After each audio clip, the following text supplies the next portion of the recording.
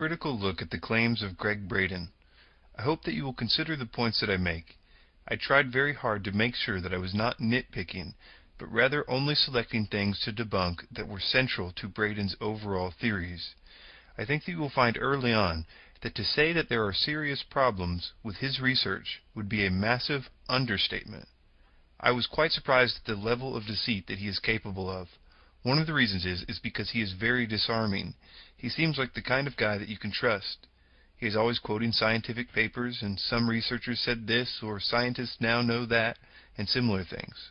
If you have seen my videos like 2012 Deception Presentation, or How 2012 Enlightenment Will Lead to Genocide, you will see that he is a picture-perfect example of the people I described there, even down to his mystical experience on Mount Sinai, where he claims to have been given his information about the coming enlightenment. If you have time, check out those two previous videos of mine to see how Braden's main thesis of a shift of ages and/or 0 point could be used to benefit a nefarious agenda. This video is divided into small sections, each one with a separate topic. If you would like to view it in a continuous video, go to my website, the2012deception.net, and you can also download it for free there. Feel free to distribute this video any way that you see fit.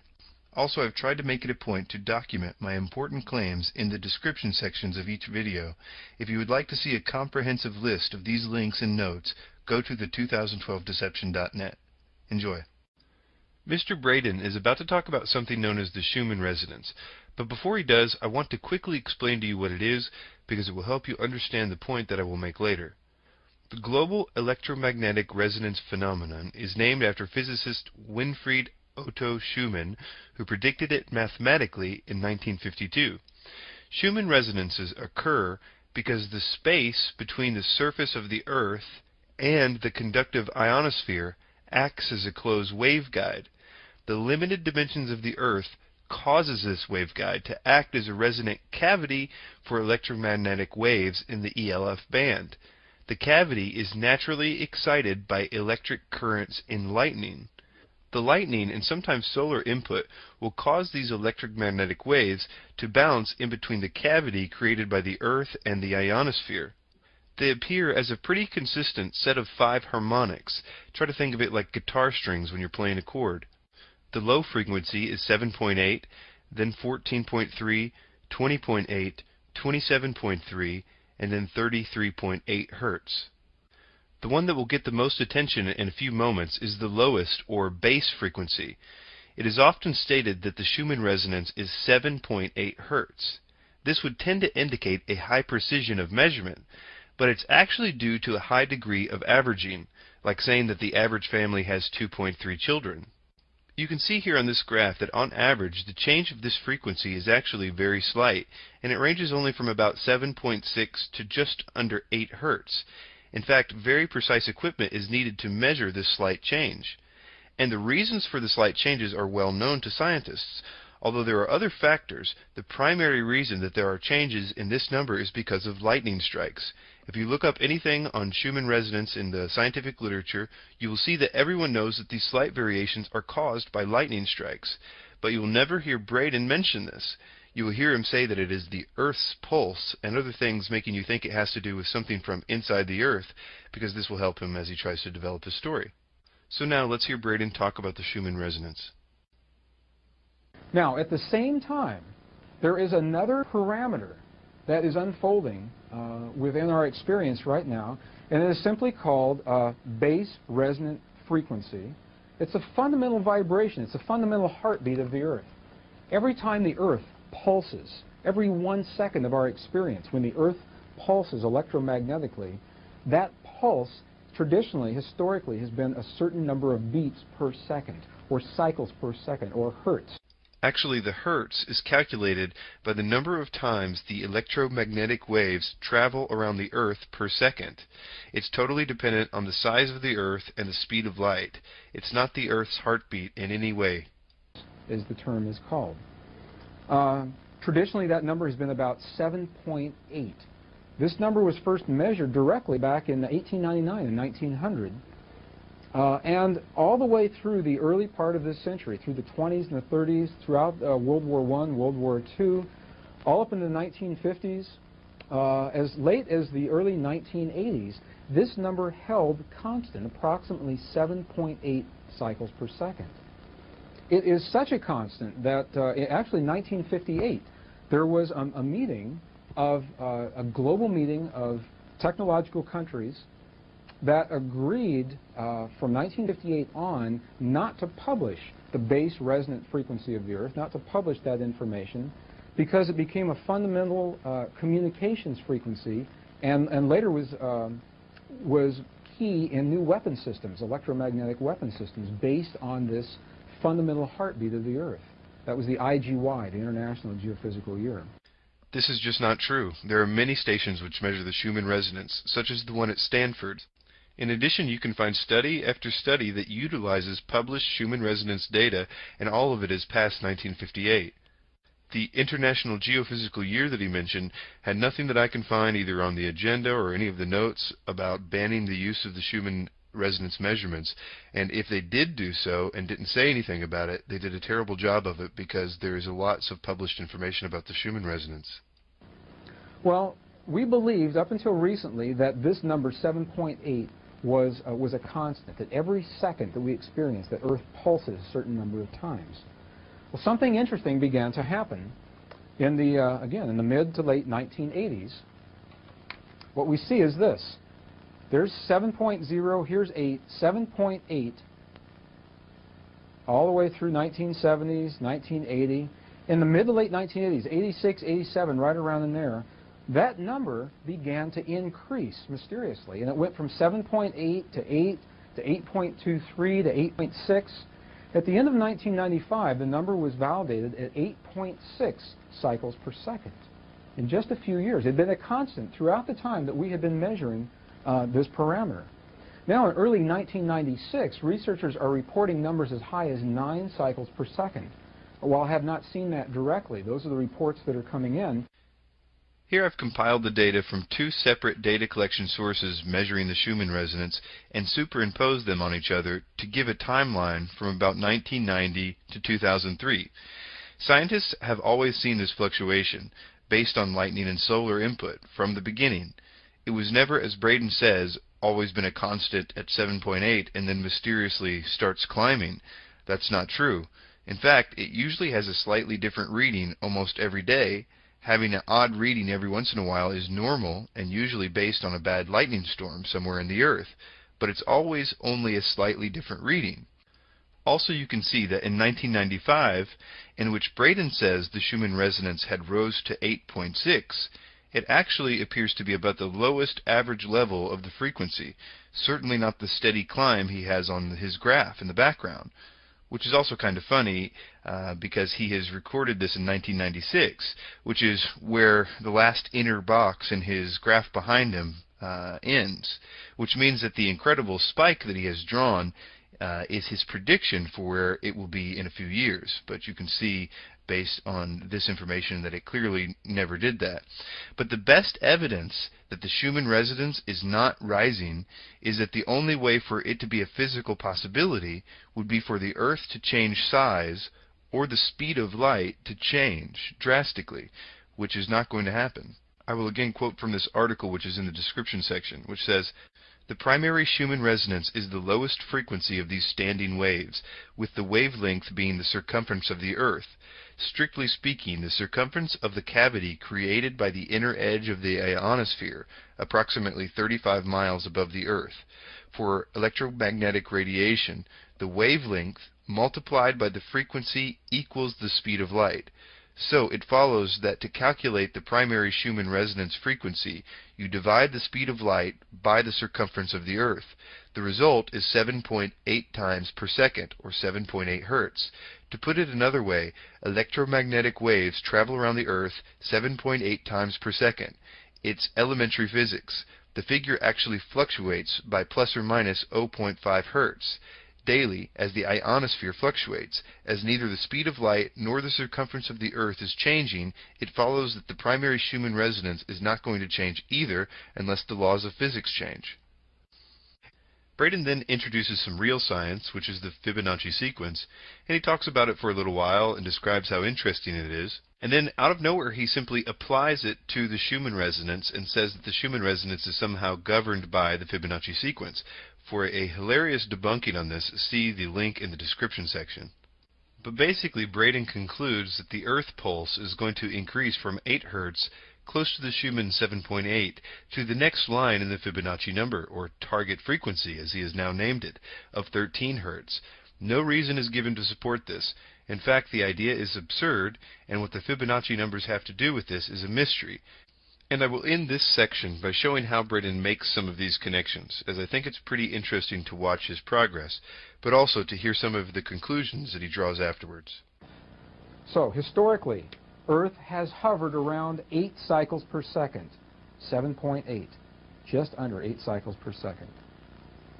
We are moving quickly now beyond that. Researchers now suspect that we're moving to the next element in this series that governs the heartbeat of the Earth, the lucky number 13, 13 cycles per second, right here. Now this is important. This is important to you.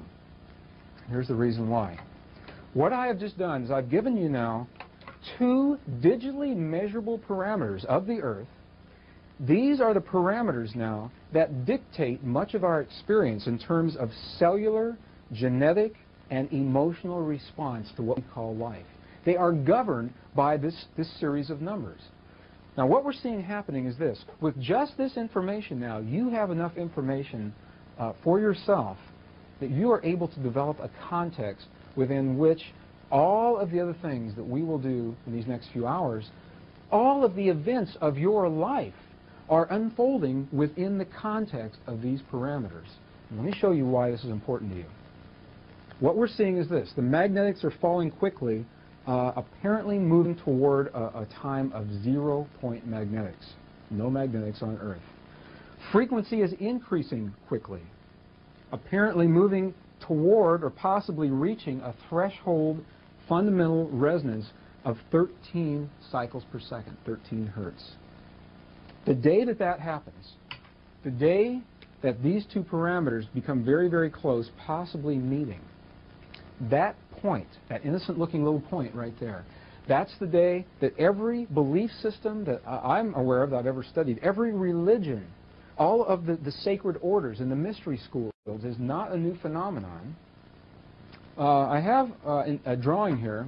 It's a text page right out of the textbook, so it's a little difficult to see. And what I'll point out to you is this. This is a time scale. Present time is at the top. Ancient time is at the bottom.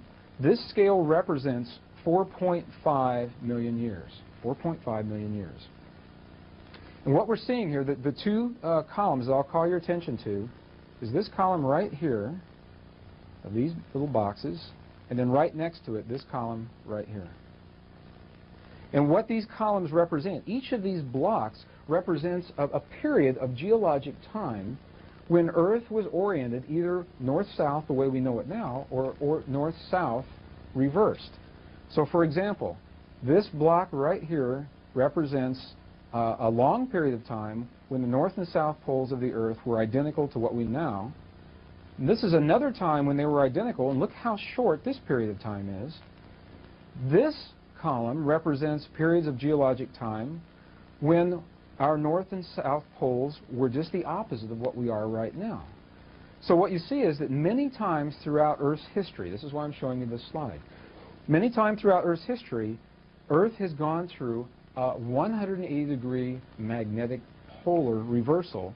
We see at least 14 times in the last 4.5 million years, right here, that we have had this polar reversal. At this point, Braden is telling us more or less true science. If he only stopped right here, I would agree with him.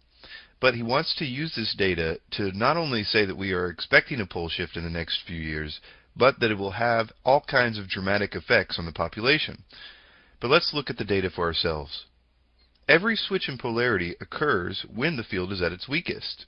You can see this on this graph, where the arrows at the bottom are showing the low points in the magnetic field, and they correspond to the pole reversal change on the top portion of the graph. Braden seems to have this part more or less correct. Even the fact that though this process appears to be random, pole reversals are usually preceded by a rapid drop in the magnetic field. What Braden will never mention is that according to all known data, this rapid drop takes about 20,000 to 40,000 years of fairly continuous decay in field strength to complete. In this context, a couple of centuries worth of field decay is not particularly significant, especially since the present field strength, about 8 on the scale in this figure, is still a lot higher than the value reached during all of these reversals. And even if we were presently in a free fall of magnetic field strength, based on our present strength, the field would still need to continue weakening for a few thousand more years and reach a much lower strength before a reversal is going to happen. But let's just say that we were at the lowest field strength necessary for a reversal. Another thing that Braden fails to mention is this, that a full reversal sequence is not an instantaneous event.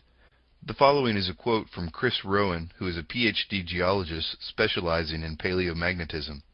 Our compasses will not point north today and south tomorrow.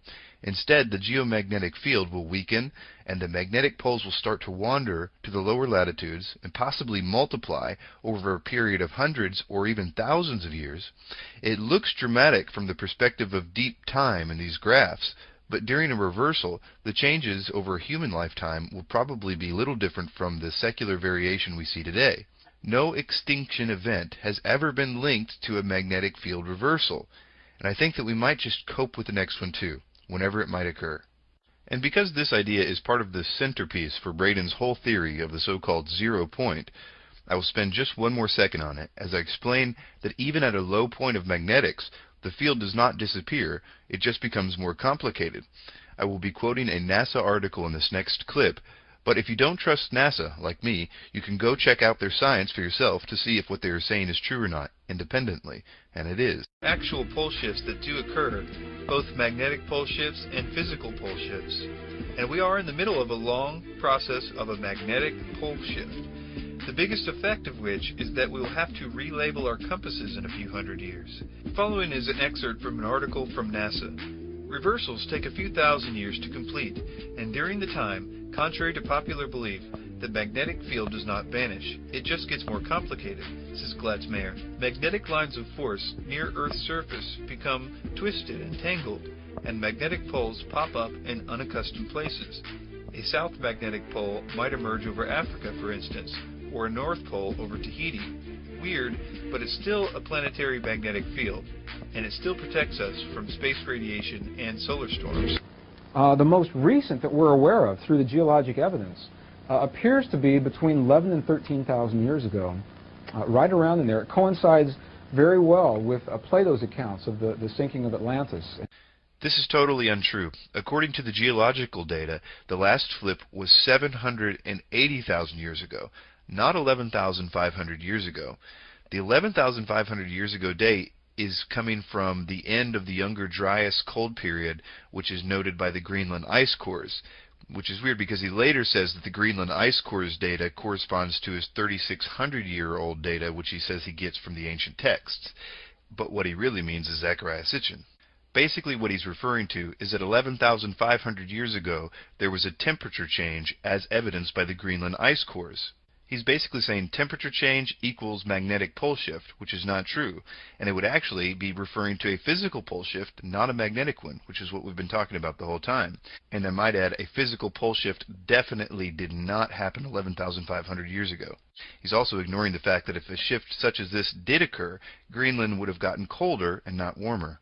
And the biblical flood and some of the geologic evidence that we see in Egypt and the Middle East. Ancient texts, however, indicate that we may have experienced one of these polar reversals as recently as 3,500 to 3,600 years ago. 3,500 to 3,600 years ago. The traditions and the prophecies of many of the indigenous peoples seem to indicate that 3,500 years ago is not long enough to find in a geologic record. So we wouldn't expect to see it in a rock record. Where we do see evidence of this is in the ice records, in the Greenland ice caps, in the Antarctic ice caps.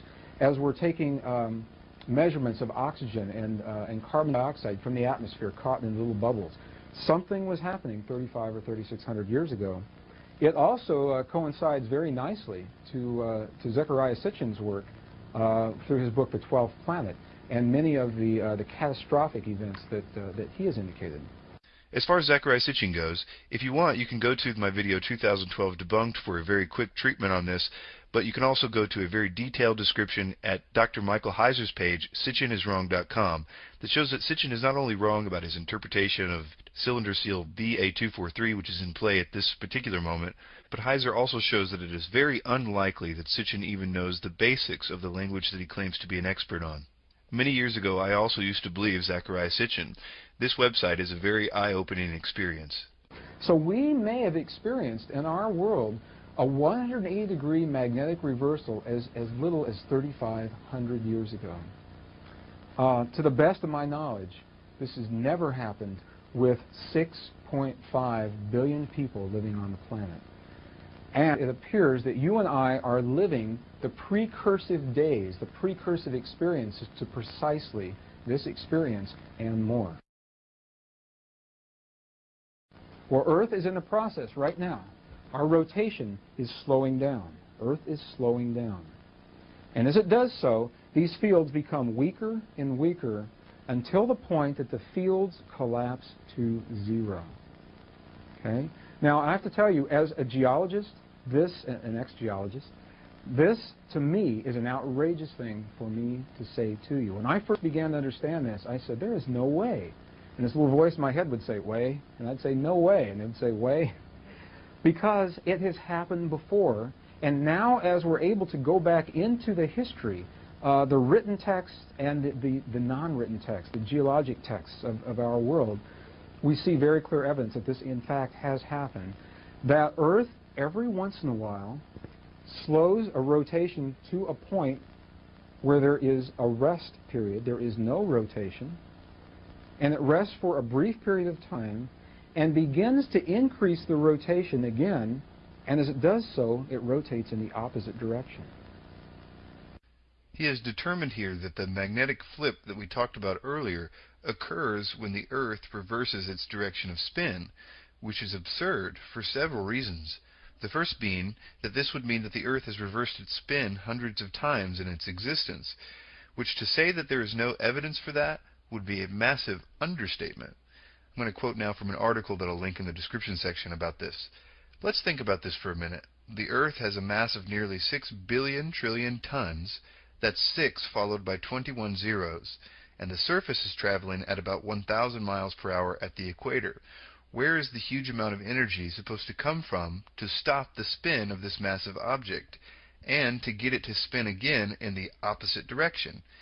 Braden doesn't say. In fact, it is not discussed once in the many pages or the numerous diagrams that follow. He says in his book, quote, "The sun will rise and set from opposite directions relative to its present cycle," in page 47. But instead of quoting any actual scientific data to prove this massive claim, he quotes from the Bible, which I'll discuss here in just a second. We have records. If this were to happen in recorded human history, I would certainly expect that it would have been, someone would have noticed it, and we would see it in our texts. And in fact, we do. We have at least one time, about 3,500 years ago, there's that number again. Now think about this. If Earth were ever to stop rotating on its axis, come to a rest, some portion of the Earth toward the sun would become very warm, and another portion would probably be very cool during the time that the rotation stopped. And that's precisely what we see in these texts. We see recorded in the Peruvian texts the long night that lasted almost 3 days, and at the same time, on the other side of the Earth, right here in the Middle East, what we see are biblical records of a long day that was over 20 hours long. The Hopi record a day where the sun rose twice in the same day. Now think about that. They call it the long day, where the sun rose once in the east and rose once in the west and set in the east, and later that day, the long day, 20 hours later, rose again in the east and set in the west, as it continues to do today. Here Braden is referring to the so-called Long Day of Joshua from the book of Joshua in the Bible. In his book, Braden quotes from the Bible, which says, "The sun stayed in the midst of heaven and did not hasten to go down for about a whole day." The first thing that I would say is that if Braden wants to use the Bible to prove his claim about the earth changing its spin, I will use the Bible to disprove it. The Bible most definitely does not claim that the sun changed its directions from rising in the east to rising in the west on the long day of Joshua. In fact, in many parts of the Bible, both before and after this point, the sun is described as rising in the east. For instance, in Numbers 2, verse 3, which was way before the long day of Joshua event, it says, "And on the east side, towards the rising of the sun, shall they of the standard of the camp of Judah pitch throughout their armies." This totally refutes the idea from a biblical perspective. Not to mention that the Bible only says that the sun hastened to go down, not that it changed directions or anything like that. The fact remains, however, that something odd probably did happen with the Long Day of Joshua event, and I will give you a more plausible and mathematical explanation that will also help you to be able to refute some of the claims for Planet X that are also floating around. All early calendars appear to be based on a 360-day calendar. The Assyrians, Chaldeans, Egyptians, Hebrews, Persians, Greeks, Phoenicians, the Chinese, Mayans, Hindus, they were all based on a 360-day year, typically a 30-day month. In ancient Chaldea, the calendar was based on a 360-day year. It is from this Babylonian tradition that we have 360 degrees in a circle, 60 minutes to an hour, 60 seconds in each minute, etc. It is also significant that the biblical year is also based on a 360-day year reckoning.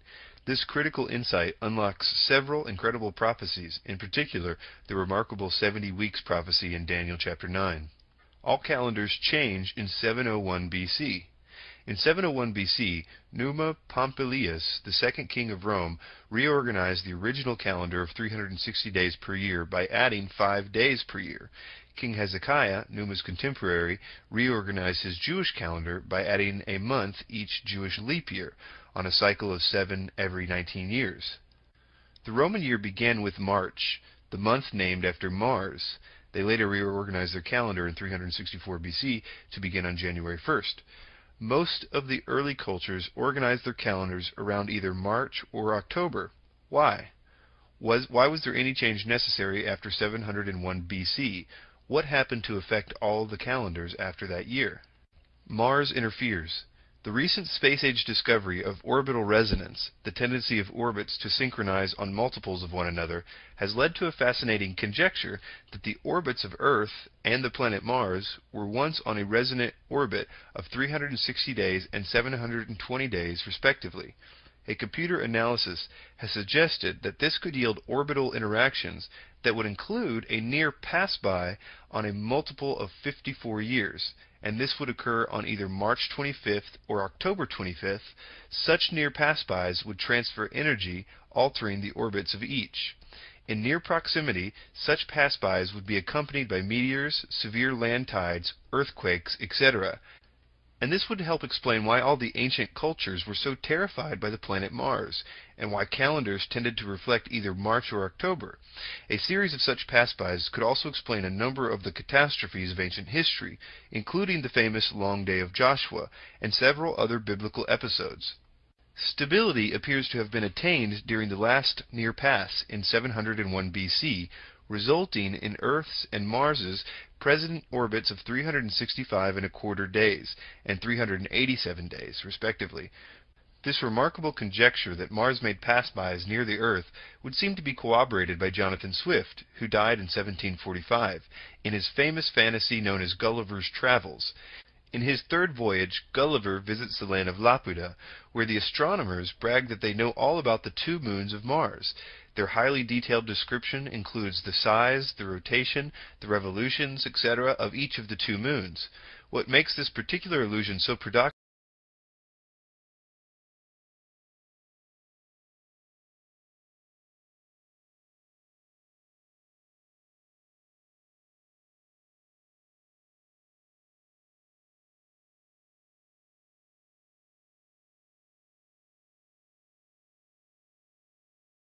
What makes the 2 moons so difficult to see is that they are only about 8 miles in diameter and have an albedo, or reflectivity, of only 3%.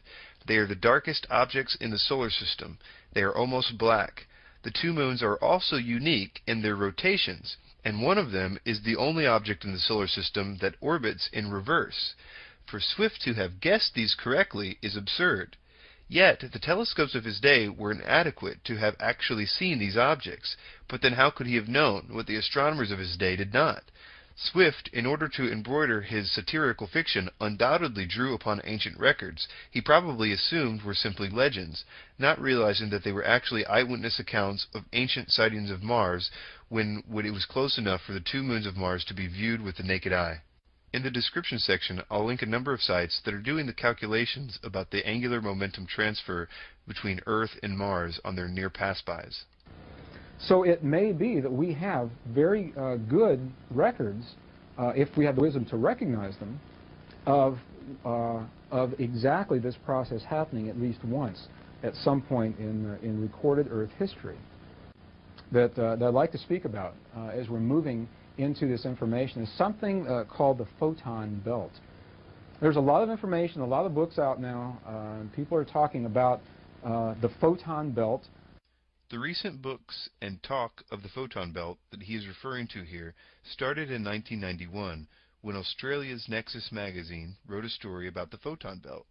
Then in 1994, 2 years before Braden will record this video, Virginia Essene and Sheldon Niddle claimed to be in contact with beings from the star system of Sirius, who told them to write a book called You Are Becoming a Galactic Human. But based on what he's about to say, it's obvious that he's getting the information from another book that came out in 1994 called The Pleiadian Agenda by Barbara Hand Clow. She claims that she got all her information from Pleiadians, not Sirians, and everything that Braden is about to say comes word for word from that book. Essentially what the photon belt is, in 1961, an astronomer named Robert Stanley began to detect particles of light, increased numbers of these particles in the atmosphere of the Earth. They were called photons. And they've been measured since 1961, and they have continued to increase in density. None of this is true. Robert Stanley didn't make some observations in 1961 about photons. In fact, it's unlikely that he was even an adult at that time. What Braden is probably referring to is a thing that people have said since the beginning of the photon belt idea, which was that in 1961 the photon belt was discovered by satellites. In fact, Robert Stanley, the guy Braden is wrongly quoting here, says exactly that in his article about the photon belt. He says that it was discovered in outer space by satellite-borne instruments in 1961. One possible reason that Braden is not quoting this correctly is because it's so wrong. There is no record of such satellite detection, nor is it likely that satellites in those days would have been equipped to make such observations. In addition, there's no evidence of a photon belt with modern-day equipment. So what's happening is we are moving into a band, if you will, of greater and greater density, greater and greater particles of light. Photons are basically light. It travels very fast and in straight lines. The idea that light is collecting in bands as described is not even physically possible. Sometimes people will show pictures of nebulas when describing the photon belt, and while nebulas can be very beautiful, they are simply made up of dust and gas and plasma, not photons. Well, researchers now know that this band is a band that our solar system runs into, or actually passes through, once about every 26 to 27,000 years, somewhere right around in there, depending on which calendars we're looking at. You can look at any calendar you want to, but for Gregg Braden's calculations to be correct, then the solar system must be traveling around the galaxy at 10% of the speed of light, which is 1,000 times faster than the Earth's orbit around the Sun. If this were true, the shape of the constellations would noticeably change within a single lifetime due to stellar parallax effects. There is no evidence of this. Moreover, to cause such an orbital speed by gravitational action, Alcyon, which is the place where they say that this photon belt is, would have to be over 1 billion times more massive than our Sun, thus rivaling the core of our own galaxy. And to make matters worse for Braden, we're actually moving away from the place that the photon belt is supposed to be. And that it takes our solar system about 2,000 years for us to pass from one edge to the other of this band. And at the 1,000-year point, We are in the center of the band, the densest portion of the light that this photon belt has to offer. Now, there are texts out there from their perspective that have offered a scenario that to some people appears frightening. And there has been some concern about what it means to us, what it means to our lives as we pass into this photon belt. We're in the photon belt right now, and you're watching this video, and I'm able to record this video. Our material, our equipment is still functioning, and we're in this photon belt. What I believe is happening is that the interpretation of our time when we actually reach the midpoint of the photon belt, that time coincides very closely with a point in history that the ancients called the shift of the ages. And as we go through our magnetic models and the models of base resonant frequency of the Earth, you will see what those parameters mean to our lives, and you'll see how those parameters timed synchronistically with the moving into the center of the photon belt, how they provide a very different and unique experience for us. I believe that this is a very healthy and a very natural process that we are moving into. Is a process not to be feared, to be welcomed, as this photon belt is offering to you and I a reference signal, a reference frequency of light. And that will make more sense, and we'll refer back to this as we move through this body of information. And begin with the sun. Our sun, the radiant ball of light that we call our sun, is undergoing a tremendous change that began in the mid to late 1980s. What we began to see was an increased number of solar flares, solar prominences, tremendous X-ray bursts, solar flares that traveled across 93 million miles of space and actually lapped against the atmosphere of the Earth, interrupting our magnetic fields and playing havoc with our, wreaking havoc with our weather patterns. Well, in 1994, our scientists, American scientists, built a craft, the Ulysses probe. And we sent that craft to the sun to investigate further, to see what's really happening here on the sun. The first thing that they did was they traveled to the south pole of the sun to measure the magnetic fields. Now, we've measured these magnetic fields from the Earth in the past, and we've always believed that the sun, in fact, has a polarity in the magnetic field. And what we discovered in late December of 1994 was that as the Ulysses craft began measuring the polarity of the south pole of the sun, the readings were much lower than had been expected. The scientists said, well, that's interesting. Let's go to the equator and see what's happening at the equator. And it took a few more months, and by May of 1995, the Ulysses craft was at the equator of the sun, and again took readings, and to the surprise of our researchers, they discovered that the readings were very low and very similar to the readings that they had taken at the South Pole. So they said, well, let's go to the North Pole and see what's happening. So the Ulysses craft then traveled to the North Pole, we consider to be the North Pole of the sun. And what they discovered was this, that the readings from the North Pole, the South Pole, and the equator were very, very similar. There was not much differentiation between North and South Pole. And what scientists are actually saying now is that the sun has lost its polarity. The sun has lost the magnetic fields, the polarity of those magnetic fields, and has moved to what is called a steady state magnetic field. And that field is decreasing rapidly. Now, that will be important in just a moment. So I'll ask you to remember, to hold this thought, that the sun is losing magnetics, losing its intensity of magnetics very quickly.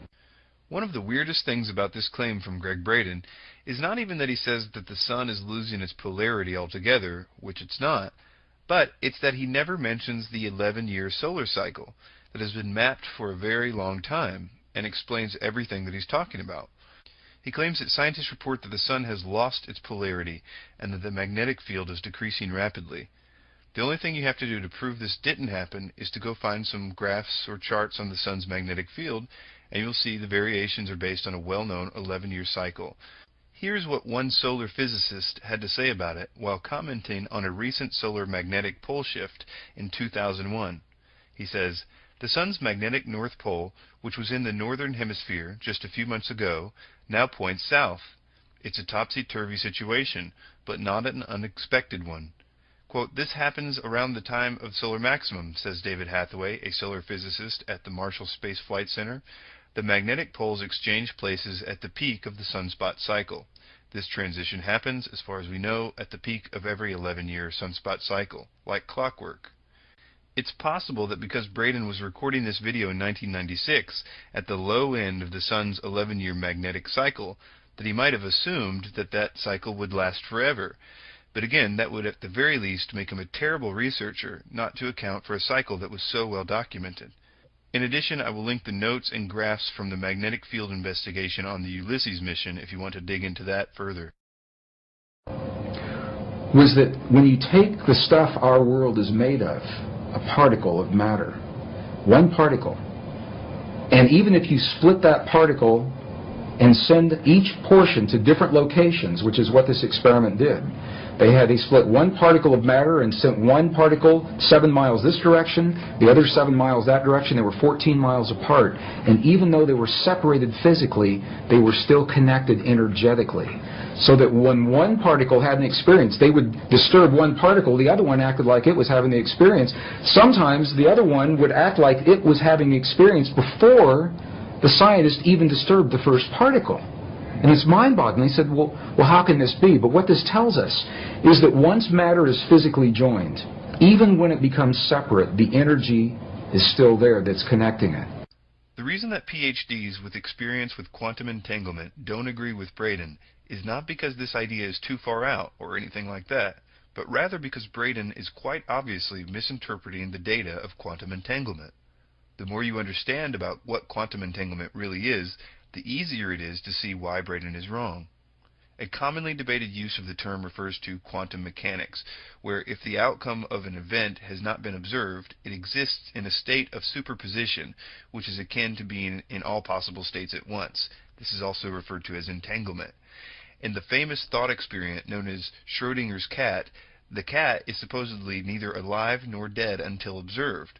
However, most quantum physicists, in resolving Schrödinger's seeming paradox, now understand that the act of observation and measurement must also be defined in quantum terms before the question makes sense.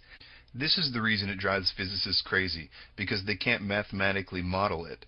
And the reason science must come up with a third possibility, namely that the cat really is neither alive or dead until it is observed. So let me explain what these experiments are really showing by giving you an example, and you can determine whether what Braden is saying is true or not. Let's say you and I are traveling apart from each other in our very own spaceship. We are traveling apart at the speed of light, and nothing travels faster than this. So our communication channels are broken. You can't give a carrier pigeon a note for me because he won't catch up. You can't send an electronic message by email or telephone because they simply can't travel fast enough to reach me. We cannot communicate by any type of ordinary messaging.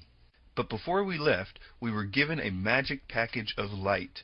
We were told not to open our packages until we were very far away. The packages were wrapped up by a special machine, and nobody knows the color of light in the packages. We do know this, though, that they were created at the same time, by the same means, and therefore the two packages must contain the same color of light, either both red or both green. I open my package and I find a beautiful green light. The unextraordinary and unremarkable thing is, I know that your parcel must contain green light too, even though you have not been able to communicate this to me. This all seems pretty obvious to us, right? I mean, the light was either red or green. Nothing really happened when I opened it. Well, the problem is that it drives mathematicians crazy, because they want to know things for certain and want to be able to quantify it mathematically. But this in no way means, as Braden says so often, that all the particles in the universe are connected and that one particle feels what the other is doing. The EPR paradox and entanglement, nor the Heisenberg uncertainty principle has anything to do with that. There were a few times in this research where there was a problem checking Braden's facts because he was manipulating the footnotes of his books. This practice is extremely deceptive. Let me give you a few examples. Here's a claim from Braden. First was conducted by a Russian physicist, Vladimir Poponin, in the early 1990s. He came to the United States to finish this series of experiments. And what Poponin did was he wanted to investigate the relationship between human DNA and the stuff our world is made out of, little packets of energy that we call photons, little particles of light, if you want to think of them that way. So the experiment consisted of taking a tube, a glass tube, drawing all the air out of this tube, creating what today we call a vacuum, implying that there's nothing left in this tube. However, we know that there's still something left, these little particles of light. So Popelin measured the particles to see how they were distributed. Did they fly all over the place inside the tube, or were they all accumulated at the bottom, or what happened with them? And the results of this part of the experiment were not surprising, because the little particles of light, the photons, were completely random, and this is what they expected. The next part of the experiment is where this gets really, really interesting, because they placed some human DNA into this tube. And the human DNA, when they remeasured the photons, the human DNA had caused the photons to form an alignment. The DNA was having a direct effect on the stuff our world is made of. Now, this is precisely what ancient spiritual traditions have always said, that something within us has an effect in the world around us. And Popenin's experiment, for the first time in recent times, is actually verifying this under laboratory conditions. And the next piece of the experiment is even more interesting, because what they found was that when the DNA was removed from the tube, we would expect that they would all go back randomly distributed just the way they were before. And this is not what happened. What happened was, even though the DNA was no longer in the tube, the photons remained aligned as if the DNA were still there. And the question is, why? What is it that causes this effect? There's nothing in Western physics that accounts for why those photons should remain in the position that they were in when the DNA that caused them to become aligned is now removed from the tube. This experiment is called the phantom DNA experiment because the effects last whether the DNA is there or not. Gregg Braden's entire proof for this claim comes down to this footnote, which he says, the DNA phantom effect was first reported in Russia, and he gives these names, and he says, quote, investigation of fluctuation dynamics of DNA solutions by laser correlation spectroscopy. Bulletin of the Lebedev Physics Institute, 1992, number 11 through 12, pages 23 through 30, as cited by Vladimir Popelin in an online article, The DNA Phantom Effect, Direct Measurements of a New Field in the Vacuum Substructure. An update on DNA phantom effect, March 19, 2002, by the Weathermaster. So we go to this online article, which is not a scientific paper, but just a website, and we see the update that was mentioned is actually 2 emails that are posted on the web page by the request of the actual PhD scientists who were mentioned on this web page. That according to the emails, these scientists made the webmaster post them because the footnote that they were using had nothing to do with the so-called DNA phantom effect. An excerpt from the email is as follows. Peter Gregg agreed and gave him the diagrams and the description of the method. Then an article of Popelin with the data of Peter Gregg appeared on the internet in 1995, but without his participation. In this article, Popelin refers to the joint publication from the Investigation of Fluctuation Dynamics of the DNA Solutions by Laser Correlation Spectroscopy Bulletin of the Lebedev Physics Institute, but this paper is only about the DNA fluctuation dynamics investigated by a method with laser correlation spectroscopy, and there is no relation to the DNA phantom effect. So Braden's footnote to prove the DNA phantom effect is entirely fraudulent, and the website that produced it was forced to admit that it was. Another example of Braden manipulating his footnotes was noted by an actual Bible scholar. When reviewing Braden's book, The Isaiah Effect, he says, and I quote, Gregg Braden refers to a new translation of the Isaiah scroll, as if it might reveal some previously unknown secrets. Such a translation does not exist. The text of the great Isaiah scroll from the Qumran is very close to the Masoretic texts. There is an excellent parsed translation online at www.ao.net with commentary. Moreover, all of the citations of the book of Isaiah are from a standard version of the English translation of the Bible, all based on the Masoretic, not from his, quote, new translation, which is nowhere cited since it doesn't exist. Read the footnotes. He frequently quotes from Edmund Bordeaux Schletsky's The Essene Gospel of Peace. Whenever Schletsky is quoted, a sentence immediately follows referring to the Dead Sea Scrolls, falsely implying the quote came from the Dead Sea Scrolls or the book of Isaiah. Schletsky's work were published between 1932 and 1937, several years before the discovery of the Dead Sea Scrolls. So the Isaiah effect is Braden's imagination based on Schletsky's imagination. The second experiment is a fascinating experiment. It's a military experiment. And what they did, in essence, was they took some human DNA, some scrapings from the tissue of inside the mouth of a donor or volunteer, and they placed this DNA in a device that could measure its effects in one room of a building, while the donor that the DNA came from is in another room in the same building. So living DNA from one person, the DNA is in one place, the volunteer is in another place. And what they did was they subjected the volunteer to what they called emotional stimulation that would elicit genuine responses of emotion, of joy or sadness or fear or anger or rage in one part of the building. And they were measuring the DNA to see if the DNA would affect to the donor's emotions. Now, why would it? In Western physics today, there's absolutely nothing that suggests that that DNA is still linked to the donor on the one hand. And on the other hand, as they conducted these experiments, what they found was just the opposite. What they found was that when the donor was having his emotional peaks and valleys in one room, the DNA was having its emotional peaks and valleys in another room at exactly the same time. This is the footnote that Braden uses to prove this outlandish claim. Julie Motz, Everyone an Energy Healer, the Treat 5 Conference, Santa Fe, New Mexico, Advances, the Journal of Mind-Body Health, Volume 9, 1993. I have contacted Julie Motz, and she said that she only mentioned this at a conference, and she admits she doesn't even know if it's true or who did the study. Instead of just quoting the study itself, Braden is quoting a rumor that he heard at a conference called Everyone an Energy Healer to prove that this Army experiment was indeed real. He then makes the footnote look very professional. I have contacted the Journal of Mind-Body Health, and in fact I should have another update about this particular issue in a few days, and when I do I will link it to this video, because I think that I have even more hilarious evidence on the way to show how badly Braden is stretching the truth.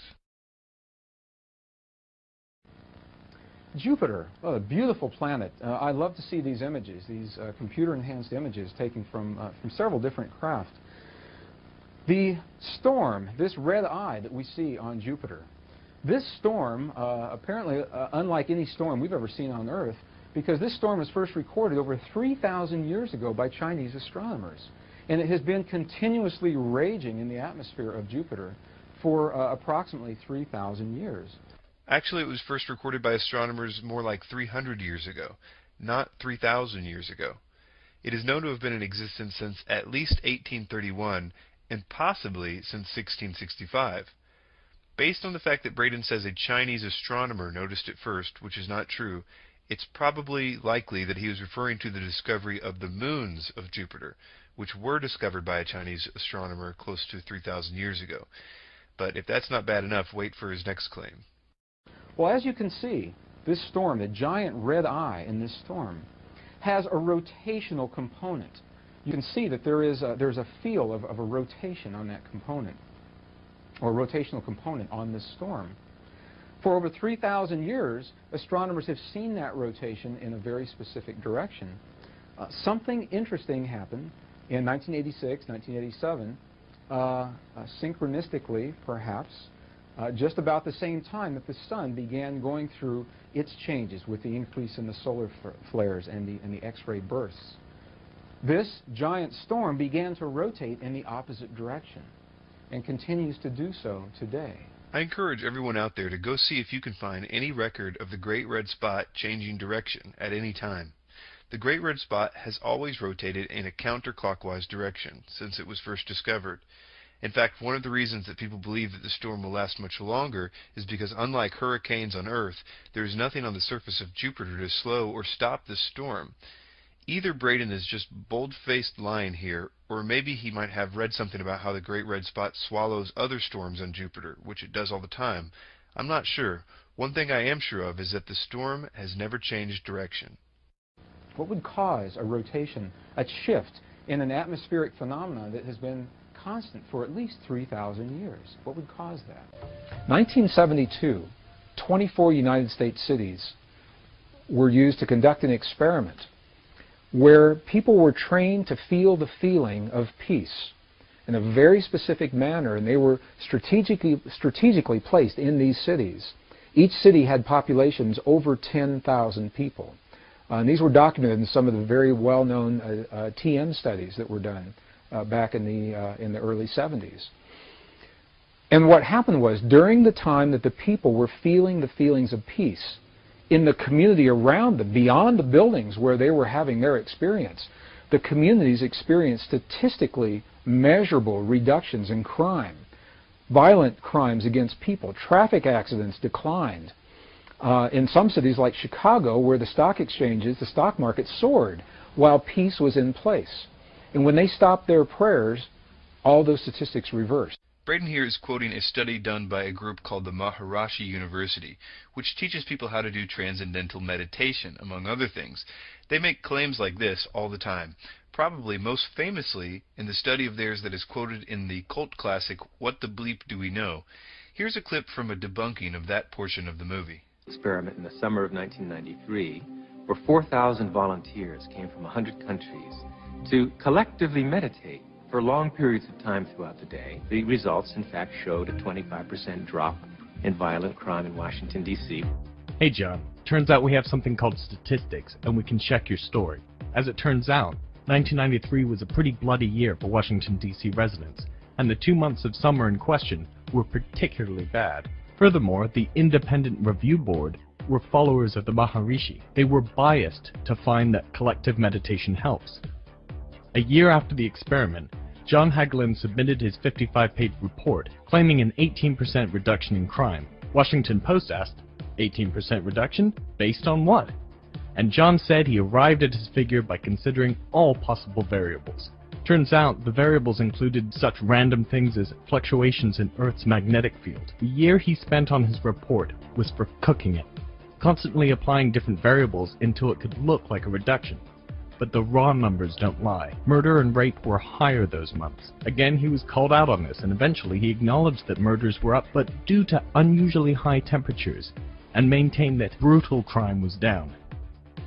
I guess those murders and rapes were less brutal that year, perhaps with cushions and on comfy chairs. The following is a sampling of some of the quotes from the peer review of the particular study that Braden is quoting.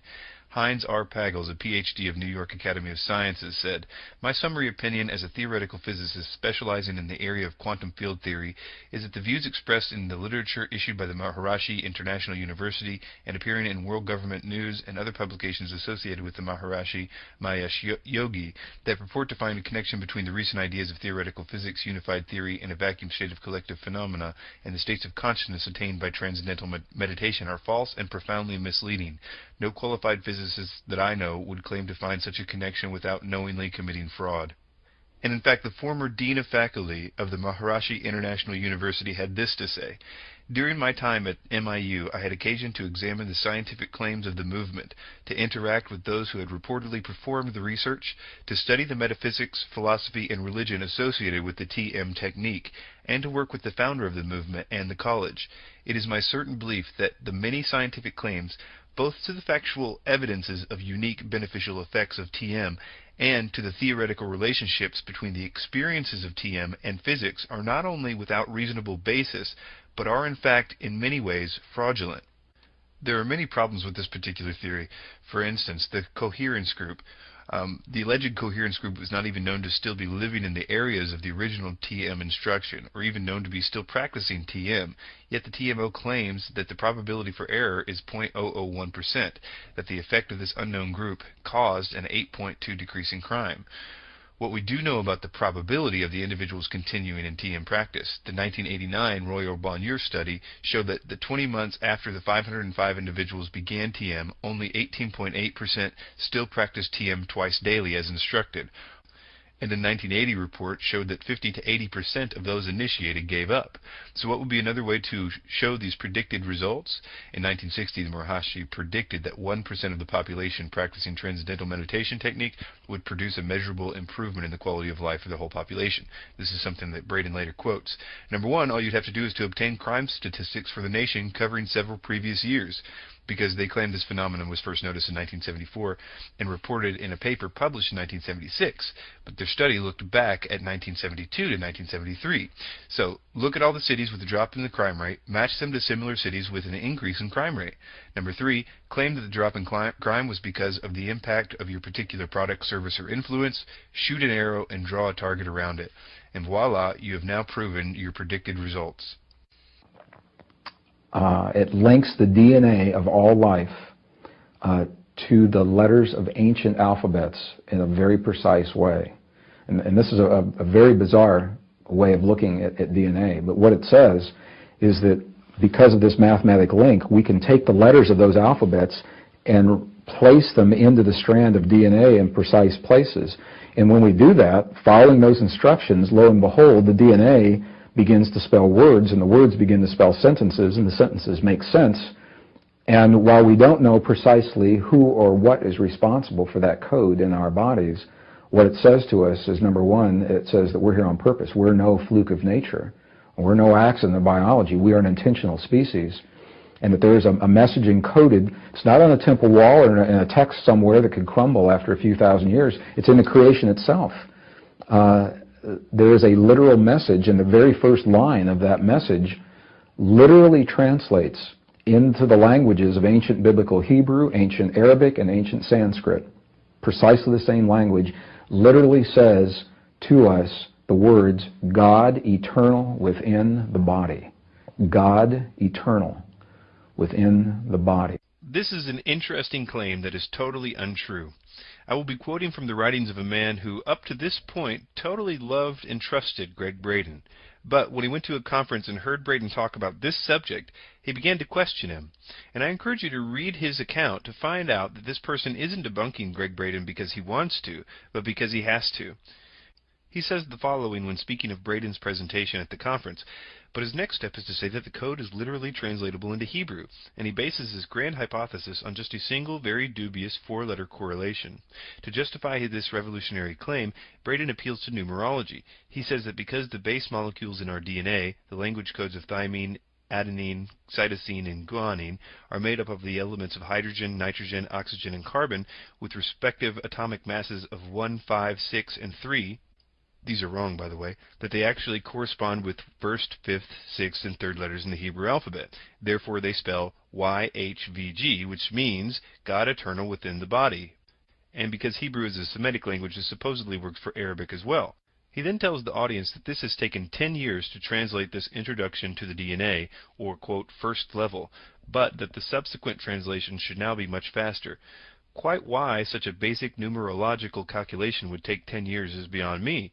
It is easy to play around to get just 4 letters to fit, but then to state that this implies that the entire DNA is a library that will shortly be read in Hebrew with the right translation is absurd.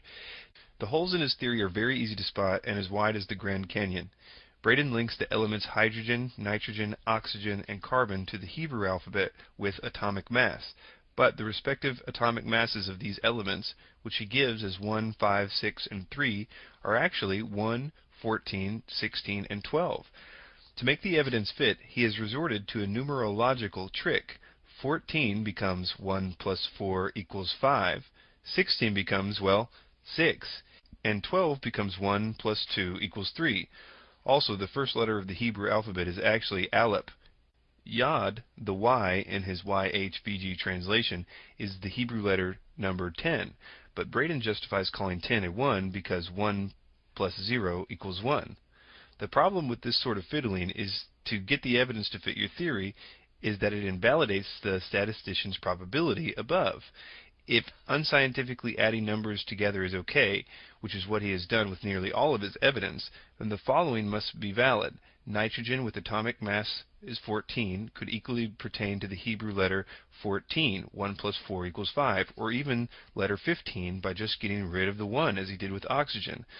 Oxygen with the atomic mass of 16 could also be Hebrew letter 15, 5 plus 1 equals 6, or the Hebrew letter 16, and carbon with the atomic mass of 12 could also be Hebrew letter 12 or even 21, 2 plus 1 equals 3.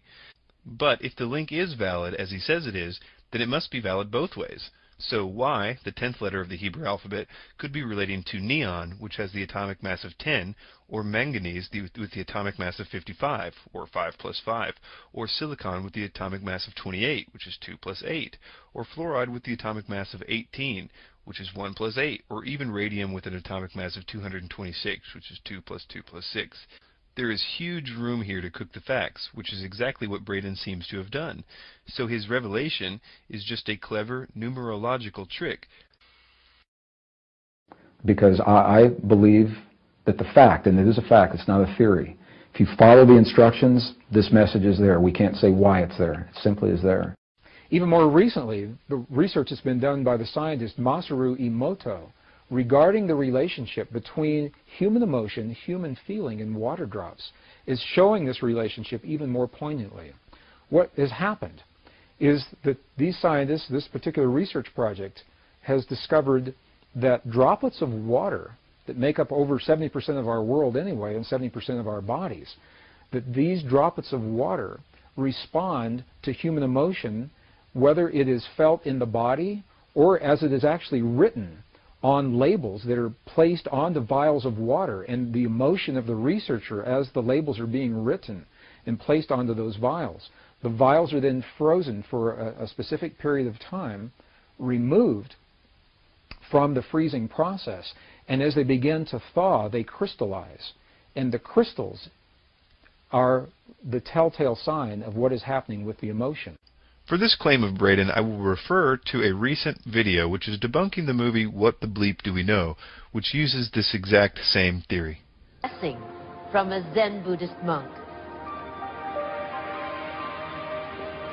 Mr. Emoto took water and either thought really hard at it or attached written labels to the container, cooled the water until it formed crystals, and photographed the results. But it wasn't a double-blind test, it wasn't even peer-reviewed, and it has never been duplicated in any lab. Mr. Emoto freely admits this and says he's not a scientist. He hand-selected the results based on which ones visually matched the target word, and applied filters to the photographs to make them even more bright and sharp, or even more dark and distorted. Makes you wonder, doesn't it? If thoughts can do that to water, imagine what our thoughts can do to us. No, thoughts didn't form the crystals, lower temperatures did. Different samples of water contain different minerals and purity, and even water from the same source will form different-looking crystals. Mr. Emoto's work is an art project, and has as much scientific value as a painting of a fruit bowl. And I've been involved in experiments where hundreds of thousands of people joined together through the World Wide Web. We were coordinated on the internet at a given hour of time, a window of time, when we were trained to feel the feelings of peace in our bodies during that time. And when we did that, statistically, what happened in events around the world, there were wartime events. There were bombings, aerial bombings in Iraq that were scheduled, that were reversed during the window of time when this prayer was happening. Crimes against people declined. Emergency hospital room visits declined. There was a computer research project at Princeton University that was able to document the field of consciousness on a global level while these prayers were going on, and they saw a little glitch, a glyph on the screen indicating that consciousness was responding to hundreds of thousands of people feeling the feeling of peace in the moment that it was occurring. And what this tells us is that the field we're working with is a measurable field. You can pick it up with equipment. It can be measured on the computer screen. He gives the impression here that there's some new equipment that can measure the emotions of the people of the Earth. And that's the entire centerpiece for this particular theory. But it's kind of funny if you actually know what he's really talking about. Because what this high-tech equipment is a random number generator. The following is an excerpt from an interview with Brian Dunning about this particular theory from Skeptico.com. It says, well, there's a couple of things that are wrong that you just said. One, that you're not going to find patterns in random data. Random means random. It doesn't mean smooth or evenly distributed. That's not random. Random is going to have spikes and troughs and lines and things that look unusual. That's the definition of random. The second thing that you said that's not correct is that I described a theory. What I just described, what they're doing, speaking of the Global Consciousness Project, does not remotely qualify as a theory. It doesn't even qualify as a testable hypothesis. They have no standards for what constitutes an event that might trigger one of these episodes. They also have no standards for what type of effect to look for in their data. And it's easy to find just about any kind of pattern you want. That's basically what they're doing. Basically, there's no reason to expect that random numbers are actually measuring the consciousness of the world. Was with the edits of the Western biblical texts, the biblical traditions in the 4th century as well, in the year 325 AD. It was during this time in the early Christian traditions when the Emperor Constantine pulled together a council. And at that time there was no biblical text, nice, neat, compiled text the way we see it today. It was a loose assemblage. Many of the texts were redundant. Some of them were poorly written. And very few people were able to access this material. And Constantine, in an effort to make it more accessible to a broad general audience, pulled together a council within the church and said, "Council, make me some recommendations. What should we leave in? What should we take out? How should we arrange this material?" This couldn't be any more untrue. And I'm no fan of Constantine or the Catholic Church, but no historian, no matter what their personal beliefs, would agree with these statements that Gregg Braden is making. Basically, he's just repeating what Dan Brown of the Da Vinci Code said. But let's take a look at the details for ourselves. The first 300 years of Christianity, Christians were being tortured and killed with regularity by the Roman Empire. But right around the time of Constantine, it was decided to stop killing Christians. And then Constantine came along and put Christianity on equal footing with the rest of the religions in Rome. Some say it was elevated a little further than the rest of the religions because Constantine himself claimed to be a Christian. The Council of Nicaea was Constantine calling all the independent church leaders from all around the Roman Empire to settle an argument that was happening because of a man named Arian. The church leaders at this point were still very skeptical of Rome because they had been slaughtered by them for almost 3 centuries. So they all heard this man named Arian speak, and then they took a vote as to whether they thought he was correct or not. They decided that he wasn't. And that was basically it. Constantine would be long dead before any of the conferences dealing with the canon of the Bible would be called, which shows that Braden either has no idea what he's talking about or he's lying. But what is further is that the churches uniformly agreed on what books should be read and what books were obvious forgeries, and they did this naturally, without the need of a council or an emperor. The conference that did happen later, that so-called canonized the Bible, was exactly consistent with the ancient writings of the early persecuted church, which were clearly writing about the same books, and they did this 150 years before the Council of Nicaea. They all agreed on the 4 Gospels and the letters of Paul, etc., and they all clearly wrote and uniformly agreed that the books like the Gospel of Thomas were obvious forgeries, which wasn't a really hard thing to do because even the people that were promoting the Gospel of Thomas admit that it was written at the very least 100 years after the real Gospels. You can look all this up. This has nothing to do with personal preference. It's a matter of archaeology and anthropology. For more information about this, see my video, The Council of Nicaea Myth Debunked.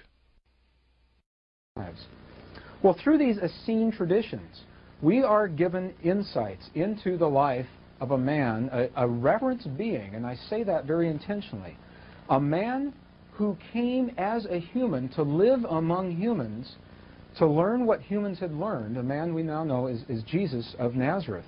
Braden will continue to say this throughout the presentation, that the Essene traditions referred to Jesus somehow, but they don't at all.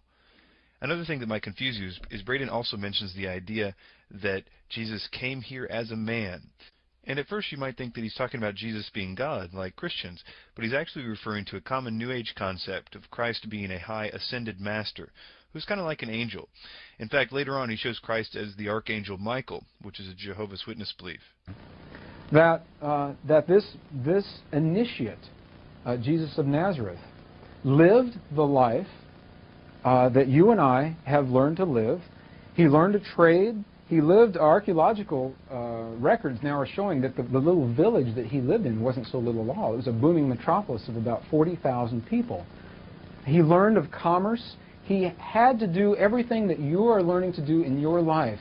He had to master the emotions of his life in order to proceed through the choices that he was making in his life.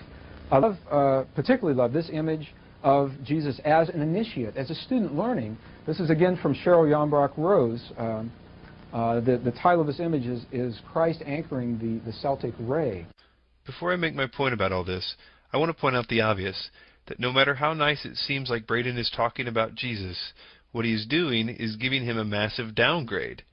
It's a common tactic in cults, like the Jehovah's Witnesses, who say that Jesus was just a great angel, or the Mormons, who say that he was just a regular Joe who got his own world, just like every one of the Mormons are promised to rule over one day.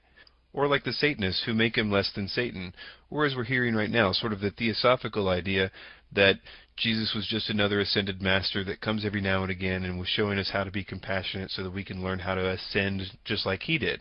No matter which way you look at it, it's still a massive downgrade. In England, it's one of the sacred sites in England. So through the Essene traditions, what we are shown, what we are told is this, that at least once, one man, Jesus of Nazareth, remembered the true nature of his being, the nature of compassion, and we'll define that compassion genetically in just a few moments. He remembered that compassion, he became that compassion in his life, and in doing so, allowed a biochemical shift in his body, a genetic change, a reordering of genetic coding. You'll see all of this very, very clearly with schematics and drawings in just a few moments.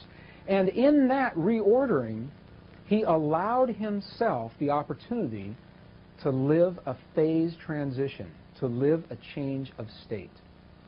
And today, we call that change of state resurrection. Okay, so the point that he's making here is that Jesus got so good at compassion that he raised himself from the dead. You have to ask yourself the question, though, is if he was dead, how did he use all the compassion? Or was he not really dead? And if he was dead, how is his teachings going to help us? Because I don't think any of us can use our compassion after we die. Resurrection is a path. This man, Jesus of Nazareth, anchored this wisdom. He lived among us and anchored this wisdom in our conscious matrix. He became the living bridge for us 2,000 years later so that we would have access to his wisdom as we actually live the transition, as Earth actually carries us through the transition. Even from a very secular or non-religious standpoint, what Braden is saying doesn't make any sense. Let me explain why. Many people try to say some variation of this about Jesus, which is that he's a great moral teacher or a guru, while at the same time saying that he wasn't God in the sense of the God of the universe. But this man said he could forgive sins. He said that he was the one that was going to come and judge the world at the end of time, and he was the only way to the Father. He allowed people to worship him on no less than 3 occasions. A man who said and did all that and was not the God who created the universe would not be a great moral teacher or anyone to look up to. He would be a madman. The Pharisees of Jesus' time were constantly trying to trick him to say plainly what he was implying all the time, which was that he was God. And eventually Jesus did tell them that he was the God of the Old Testament, and that is why they ultimately killed him, for blasphemy. I will let C.S. Lewis explain why Braden's view about Jesus makes no intellectual sense. Then comes the real shock. Among these Jews, there suddenly turns up a man who goes about talking as if he was God. He claims to forgive sins. He says he has always existed. He says he is coming to judge the world at the end of time. Now, let us get this clear. Among pantheists, like the Indians, anyone might say he was a part of God or one with God. There would be nothing very odd about it. But this man, since he was a Jew, could not mean that kind of God. God, in their language, meant the being outside the world who made it and was infinitely different from anything else. And when you have grasped that, you will see that what this man said was, quite simply, the most shocking thing that has ever been uttered by human lips. One part of the claim tends to slip past us unnoticed because we have heard it so often that we no longer see what it amounts to. I mean the claim to forgive sins, any sins. Now, unless the speaker is God, this is really so preposterous as to be comic. We can all understand how a man forgives offenses against himself. You tread on my toe and I forgive you. You steal my money and I forgive you. But what should we make of a man, himself unrobbed and untrodden on, who announced that he forgave you for treading on other men's toes and stealing other men's money? Asinine fatuity is the kindest description we should give of his conduct. And yet this is what Jesus did. He told people that their sins were forgiven, and never waited to consult all the other people whom their sins had undoubtedly injured. He unhesitatingly behaved as if he was the party chiefly concerned, the person chiefly offended in all offenses. Now this makes sense only if he really was the God whose laws are broken and whose love is wounded in every sin. In the mouth of any speaker who is not God, these words would imply what I can only regard as a silliness and conceit unrivaled by any other character in history. Yet, and this is the strange, significant thing, even his enemies, when they read the Gospels, do not usually get the impression of silliness and conceit. Still less do unprejudiced readers. Christ says that he is humble and meek, and we believe him, not noticing that, if he were merely a man, humility and meekness are the very last characteristics we could attribute to some of his sayings.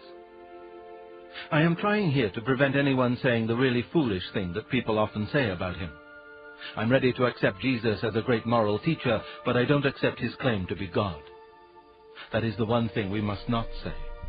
A man who was merely a man and said the sort of things Jesus said would not be a great moral teacher. He would either be a lunatic, on a level with the man who says he is a poached egg, or else he would be the devil of hell. You must make your choice. Either this man was and is the Son of God, or else a madman or something worse. You can shut him up for a fool, you can spit at him and kill him as a demon, or you can fall at his feet and call him Lord and God. But let us not come with any patronizing nonsense about his being a great human teacher. He has not left that open to us. He did not intend to.